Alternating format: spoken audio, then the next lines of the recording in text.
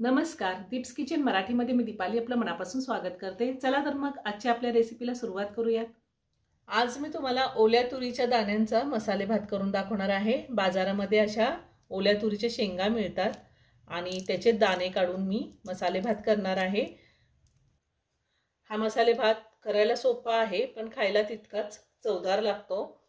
तर त्यासाठी आपल्याला काय साहित्य लागणार आहे ते आपण पाहूया। मी इथं ह्या वाटीने 1.5 वाटी बासमती राईस घेतलेला आहे आणि ह्याच वाटीने 1 वाटी मी ओल्या तुरीचे शेंगांचे दाणे घेतलेले आहेत। एक मोठा बटाटा कट करून घेतलेला आहे, एक मोठा कांदा कट करून घेतला आहे, एक मोठा टोमॅटो कट करून घेतलेला आहे। अगदी छोटा तुकडा मी खोबऱ्याचा घेतला होता। वाळलेले खोबरे तुम्ही ओलं खोबरे सुद्धा वापरू शकता। आणि 9 ते 10 लसणाच्या पाकळ्या घेतल्या आहेत। अर्धा इंच आलं, 2 हिरव्या मिरच्या कट करून घेतल्यात, अर्धा चमचा जिरे। आपल्याला ह्याचं वाटण तयार करून घ्यायचे आणि खडे मसाल्यामध्ये एक तमालपत्र घेतलेला आहे, एक मसाला विलायची, एक चक्रफूल, 2 दालचिनीचे तुकडे, 4 मिरी घेतली, 2 हिरवी विलायची, अर्धा चमचा जिरे आणि 4 लवंगा घेतल्यात, पाव चमचा हळद, 1 चमचा लाल तिखट घेतले। तिखटाचं प्रमाण तुम्ही तुमच्या आवडीनुसार कमी किंवा जास्त घेऊ शकता। 1 चमचा गरम मसाला, 1 चमचा धने पावडर, 2 चमचे तूप घेतले। आपल्याला तेल सुद्धा लागणार आहे। थोडी कोथिंबीर बारीक चिरून घेतली आणि चवीनुसार मीठ लागणार आहे। हा तांदूळ मी पाण्यामध्ये 20 मिनिटं भिजत ठेवला होता। तुम्ही घरात जो तांदूळ वापरता त्या तांदळापासून जरी हा भात केला तरीही छानच होतो।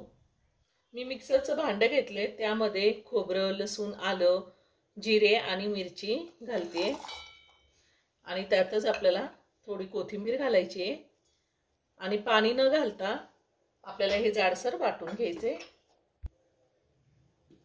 मी मिक्सरला हे जाडसर फिरवून घेतलेलं आहे।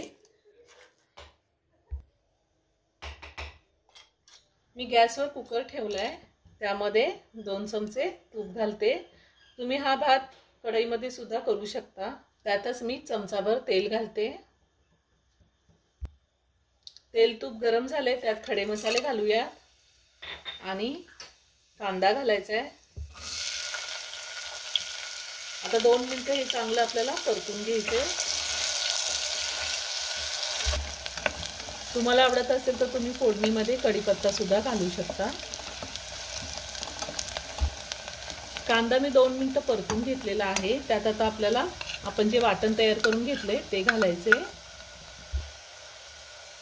वाटण सुद्धा आपल्याला 1 ते 2 मिनिटं चांगलं परतून घ्यायचे। आता ह्यात आपल्याला टोमॅटो घालायचा आहे आणि पुन्हा 1 मिनिटभर चांगलं परतून घ्यायचं आहे। मी ह्या आधी सुद्धा खूप सारे भाताचे प्रकार अपलोड केलेले आहे, त्याची लिंक मी डिस्क्रिप्शन बॉक्समध्ये दिली आहे, तुम्ही पाहू शकता। अजूनही तुम्ही माझं चॅनल सबस्क्राईब केलं नसेल तर नक्की सबस्क्राईब करा आणि शेजारील बेल आयकॉन क्लिक करा, म्हणजे मी ज्या रेसिपी अपलोड करते त्याचं नोटिफिकेशन तुम्हाला मिळेल आणि तुम्ही माझ्या रेसिपी बघू शकाल।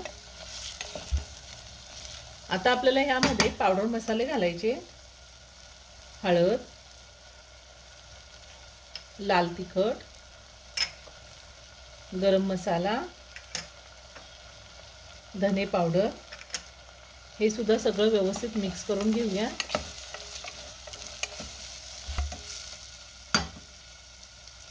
त्यातच आता आपल्याला तुरीचे दाणे घालायचे आणि बटाटा घालायचा आहे। तुम्हाला जर बटाटा घालायचा नसेल, नाही घातला तरीही चालेल। आता हे पुन्हा मी 2 मिनिटं चांगलं परतून घेणार आहे।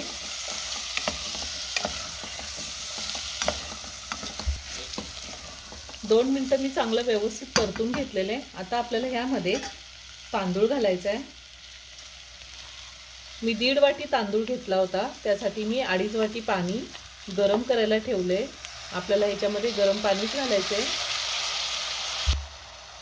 आता तांदूळ घातल्यावर हलक्या हाताने आपल्याला 2 मिनिटं चांगलं परतून घ्यायचं आहे। आपण तांदूळ भिजवला आहे त्यामुळे तो तुटू शकतो, म्हणून अगदी हलक्या हाताने आपल्याला परतून घ्यायचं आहे। मी 1.5 वाटीसाठी 2.5 वाटी पाणी गरम केले। तुम्ही तुमचा तांदूळ किती नवीन किंवा जुना आहे त्या अंदाजे पाण्याचं प्रमाण कमी किंवा जास्त घेऊ शकता। 2 मिनिटं तांदूळ मी चांगला परतून घेतला आहे. आता ह्यामध्ये मी पाणी घालते. पाणी गरम करून घेतलेले.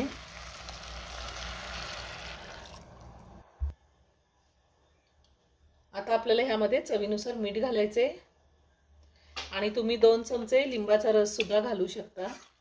हे सगळं व्यवस्थित मिक्स करून घेते. आता छान एक उकळी काढून घ्यायची आपल्याला आणि त्यानंतर झाकण लावायचे. खूप छान उकळी आलेली आहे. मी पुन्हा एकदा व्यवस्थित मिक्स करून घेते आणि आता आपल्याला कुकरचं झाकण लावायचे आणि कुकरच्या 2 शिट्ट्या घ्यायच्या. गॅसची फ्लेम मी मीडियमवर ठेवलेली आहे. कुकरच्या 2 शिट्ट्या झाल्या. कुकरचं प्रेशरही पूर्ण निघून गेले. आता मी झाकण काढते. तयार झाला ओल्या तुरीच्या दाण्यांचा मसाले भात. खूप छान झालाय. तुम्ही एकदा नक्की करून पहा.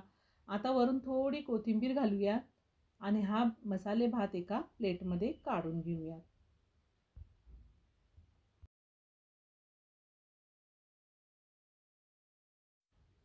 व्हिडिओ आवडला असेल तर व्हिडिओला लाईक करा, शेअर करा. रेसिपी आवडली असेल तर कमेंट करून नक्की कळवा.